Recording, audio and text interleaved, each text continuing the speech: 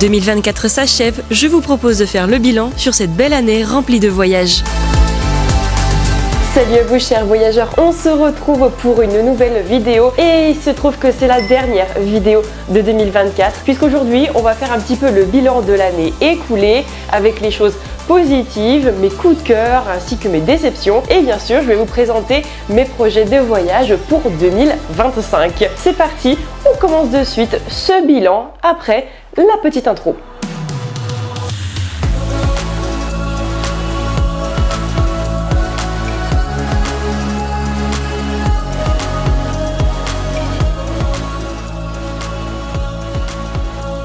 Alors sachez que ce bilan, si je le fais, c'est pas du tout pour me vanter de quelque chose ou alors au contraire de me plaindre de choses qui n'ont pas été sur l'année écoulée. J'aime faire ça chaque année mais en toute bienveillance parce qu'en fait avant de foncer tête baissée dans la nouvelle année, je trouve qu'il est important de prendre un petit peu du recul sur ce qui a pu se dérouler durant l'année passée parce que je trouve que on fonce toujours vers le futur mais on regarde pas vraiment les bons souvenirs et les bons moments qu'on a pu passer et aussi ça fait mal parfois mais il faut regarder les événements un peu moins sympas qui ont pu apparaître parce qu'en fait on peut tirer des leçons qui peuvent nous aider à avancer. C'est pas du tout un bilan chiffré avec des objectifs en mode motivation, c'est vraiment une vidéo tout à fait chill. La preuve, je suis assise avec mon petit matcha latte, matcha vanille d'ailleurs que j'essaye. Donc voilà, c'est vraiment une vidéo détente. Vous aussi, prenez-vous une boisson chaude, celle que vous préférez, c'est les fêtes de fin d'année. On se met bien. On va commencer de suite par les voyages et les vidéos qui sont sorties sur cette chaîne.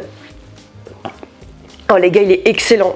C'est un nouveau que je viens de tester, le vanille de Milia Matcha. Oh, il est incroyable. Je l'ai pas sucré du tout, hein. Il a un petit goût. Alors là, j'ai décodé une pépite. Alors si je peux déjà résumer l'année en un mot, ce serait intense. Parce que oui, des voyages, il y en a eu et vous l'avez vu. En 2024, il s'est passé ça.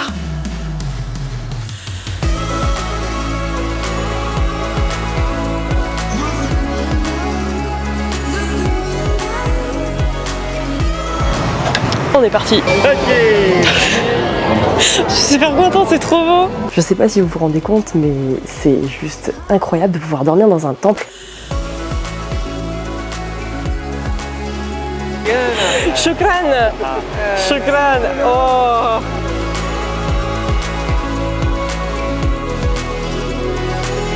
Et là, on est sur une spécialité vraiment régionale de Florence. Cette année, elle était absolument dingo.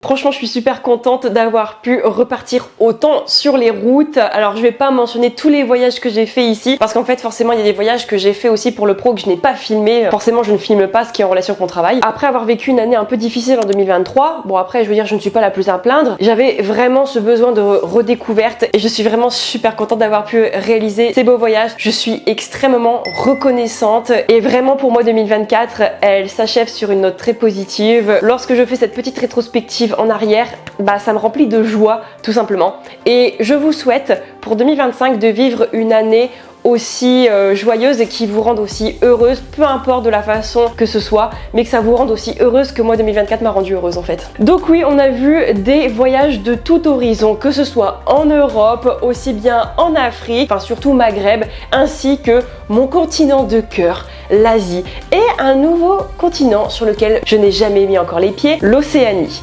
De publier sur cette chaîne, il y a eu 26 vidéos. Ça fait à peu près 2 vidéos par mois ou un peu plus de 2 vidéos par mois. Sachez que je voulais en faire plus pour être honnête, sauf qu'en fait mon PC a eu une petite panne, ce qui fait que je n'ai pas pu poster pendant 5 semaines sur YouTube et c'est énorme. Donc voilà quand même 26 vlogs, guides voyage, ce que vous voulez qui sont apparus sur cette chaîne. On a commencé avec l'Italie dont plusieurs destinations comme l'Émilie-Romagne et la Toscane avec Bologne, Ravenne, Modène et Florence. Pour moi, ça a été des voyages vraiment pépites parce que j'adore l'Italie. Florence, c'était ma ville préférée. Je ne l'ai pas vue depuis longtemps. et là ça m'a fait vraiment très plaisir de la redécouvrir. Je suis ensuite allée à Barcelone pour la toute première fois et je peux vous dire que cette vidéo j'ai vraiment aimé la faire et d'ailleurs elle vous a bien plu, vraiment. Ensuite j'ai posté mon vlog sur l'Ardèche, ça c'était plutôt un voyage que j'ai fait l'an passé mais du coup j'avais pas eu le temps de la poster donc vous avez pu la découvrir cet été. On a bien sûr ensuite eu le Maroc, plus précisément le nord du royaume dans lequel on a découvert des pépites. C'était ma première fois et ce ne sera certainement pas la dernière au Maroc. Et on a clôturé l'année avec la magie de Noël à Londres.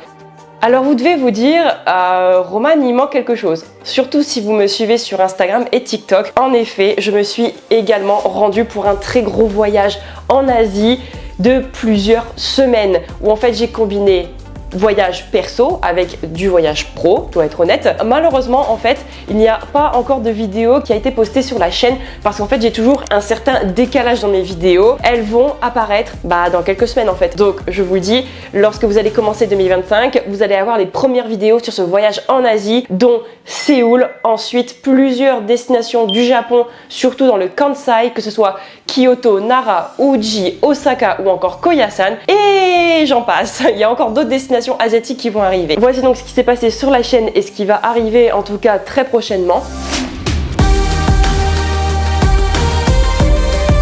Et aussi, grosse news, nous sommes 10 000 sur cette chaîne. Franchement, j'aurais jamais cru. Merci encore pour votre soutien et d'être toujours plus nombreux et nombreuses à me suivre par ici. Je sais que 10 000, ça paraît rien du tout en fait sur YouTube, mais pour moi, c'est énorme en fait. Vraiment, je n'aurais jamais pensé avoir justement 10 000 personnes qui suivent un peu ces aventures. Hein. C'est vraiment super cool. En fait, quand j'ai construit cette chaîne il y a quelques années, je m'attendais pas du tout à ce que ça allait prendre comme cela. C'était vraiment purement pour partager mes voyages. Donc j'espère en tout cas que la suite du contenu continuera de vous plaire, mais franchement n'hésitez pas à interagir et à me dire ce que vous en pensez, si vous voulez qu'il y a des choses que j'améliore, parce que moi je suis toujours preneuse de critiques constructives. Donc franchement, moi en tout cas je continue sur ma lancée, je m'améliore bien sûr. Encore 10 000 merci.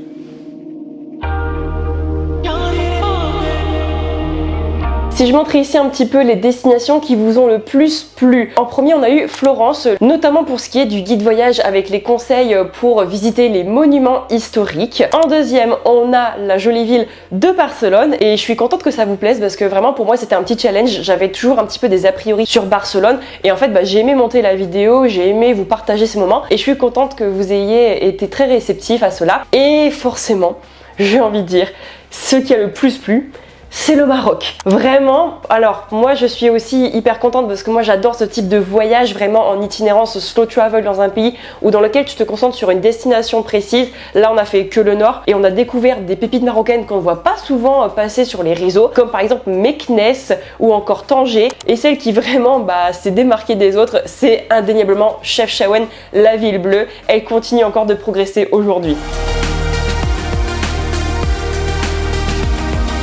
Mais j'ai envie aussi de vous partager mes coups de cœur. Alors je parle ici des coups de cœur que pour les vidéos qui ont paru sur la chaîne et pas forcément des coups de cœur sur les voyages que j'ai fait et que j'ai pas encore publiés. Je parle bien sûr du Japon et de la Corée du Sud, vous aurez compris.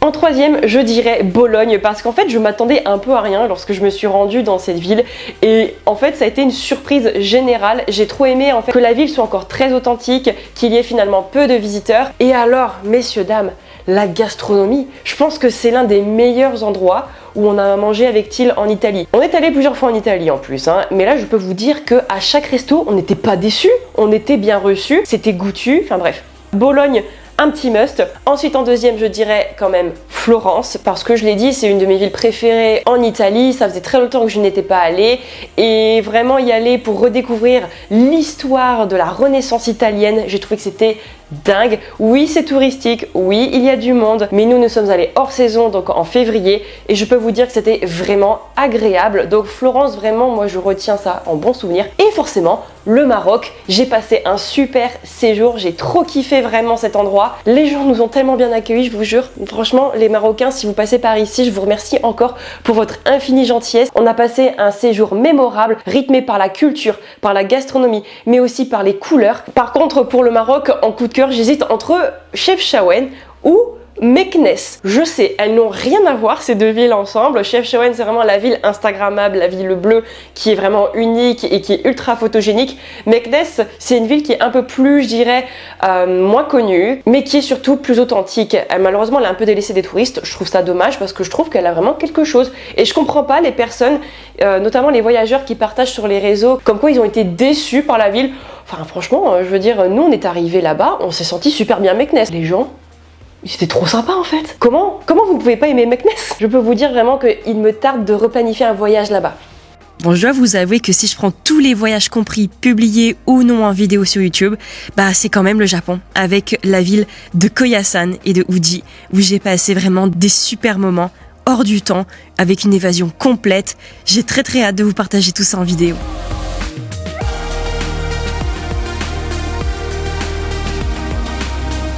On va commencer la partie qui je pense vous intéresse le plus ici, c'est la partie projet et voyage en 2025. Parce que oui, vous me connaissez forcément, j'ai déjà planifié mes voyages parce que quand on n'est passionné de voyage, on n'a qu'une envie, c'est de préparer et organiser le prochain. Ça fait un peu partie de l'excitation du voyage. Ça va arriver très vite puisque en mars, avec Ti, nous partons pour un nouveau pays méditerranéen pour un city trip.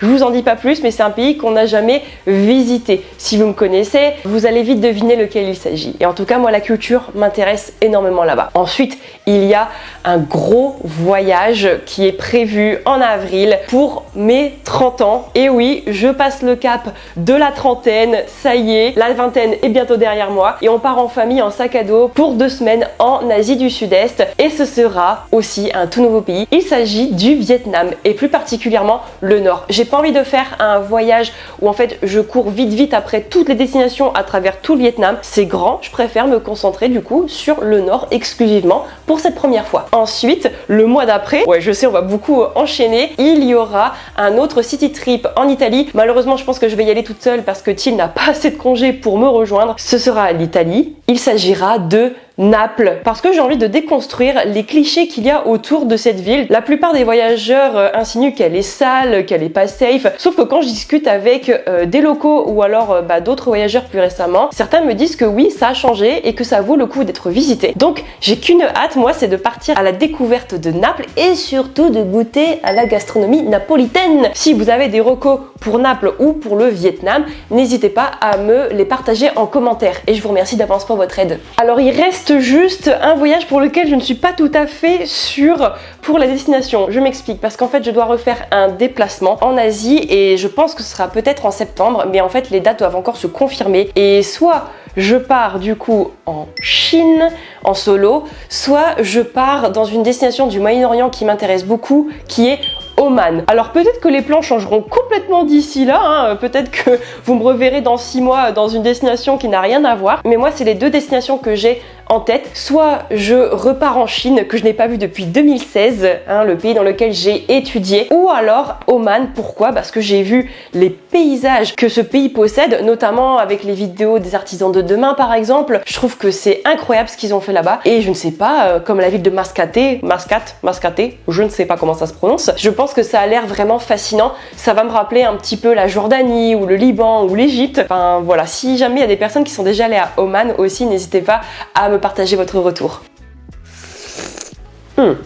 J'ai envie de vous poser cette question. Que souhaitez-vous voir pour 2025 sur cette chaîne? Dites-moi quelles sont les destinations que vous aimeriez voir ici en vlog, en guide voyage, ou alors d'autres sujets que vous souhaiterez que je traite ici. N'hésitez pas à me le dire en commentaire. Je suis preneuse de toute recommandation.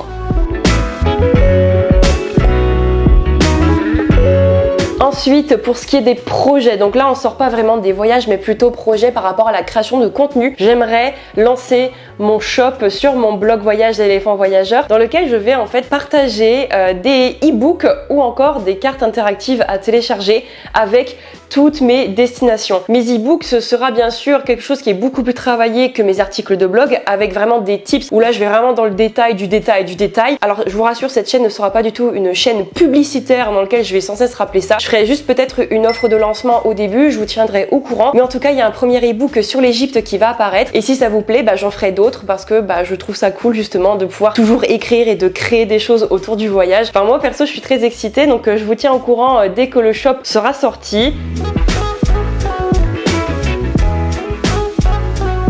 Je vais aussi parler des déceptions que j'ai pu avoir en 2024. Alors je dirais que Instagram en fait quand même partie, hein, je dois dire, j'en ai déjà un petit peu parlé l'année dernière, mais honnêtement je trouve que c'est vraiment dommage ce qui se passe avec le taux d'engagement. En fait ce que je trouve dommage c'est que les gens regardent juste sans interagir ou quoi que ce soit. Je trouve ça un peu dommage, mais bon. Moi c'est un réseau que j'affectionnais déjà depuis des années, mais je vois que finalement ça ne fonctionne plus, donc j'ai décidé de ne plus me prendre la tête, de partager des choses comme il me plaît en fait, qui me ressemblent, et pas pour atteindre des chiffres. Je fais ce que je veux maintenant, et tant pis si ça fonctionne pas. Une déception qui m'a particulièrement touchée en voyage cette année, c'était malheureusement lors de mon voyage en Thaïlande à Ayutthaya, où je pensais que des efforts avaient été faits pour limiter les balades à dos d'éléphant. Et forcément, quelle a été ma grande déception quand j'ai vu qu'il y avait encore des touristes sur les dos d'éléphant. Alors j'en parlerai plus dans la vidéo quand elle sortira. Nous pouvons aider à restreindre ce type d'activité en n'y contribuant pas. Donc si vous souhaitez protéger les éléphants, s'il vous plaît, refusez de monter sur leur dos. Parce qu'il s'agit malheureusement d'une activité lucrative et les principaux concernés n'arrêteront pas tant qu'il y aura de la demande.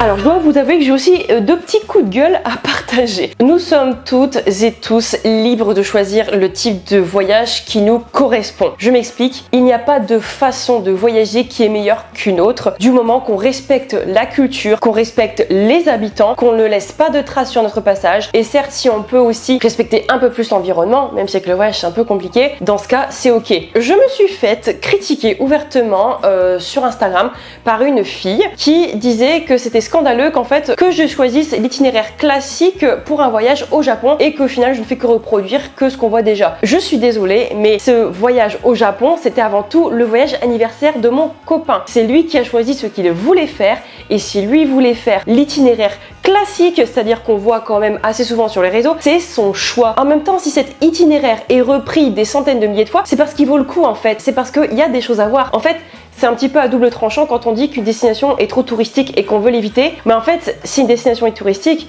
c'est aussi parce que il y a un intérêt à y aller, parce qu'il y a des choses absolument exceptionnelles qui ont été réalisées et qui ont vu le jour. Alors certes, s'il y a de tourisme de masse qui profite d'un endroit, ça c'est non, ça je suis d'accord. Mais là en fait, la fille elle m'a reproché en gros d'aller à Gion, donc dans la fameuse ruelle du quartier historique de Kyoto avec la superbe pagode. Forcément quand on a envie d'y aller, tu vas à Tokyo, tu veux pas aller voir ça. J'ai pas non plus envie de faire la fille qui fait genre non mais moi je suis mieux que tout le monde parce qu'en fait je vais dans les endroits peu touristiques. Moi je dis en fait il y en a pour tout le monde, on fait ce qu'on veut. C'est vrai que moi j'ai une petite préférence pour aller dans les endroits peu touristiques, ça c'est vrai, mais je suis désolée, je suis quand même allée à Florence parce que j'adore cette ville et voilà. Londres aussi c'est hyper touristique, j'avoue que j'ai passé un beau moment pour les fêtes. On n'est pas obligé d'être tout noir ou tout blanc, on a le droit de faire un peu tout. Donc n'écoutez pas ce qu'on vous dit, choisissez le type d'itinéraire que vous voulez voir, les choses que vous voulez voir dans le pays qui vous intéresse, mais du moment qu'on respecte bien sûr les lieux et la culture locale, ça c'est le plus important.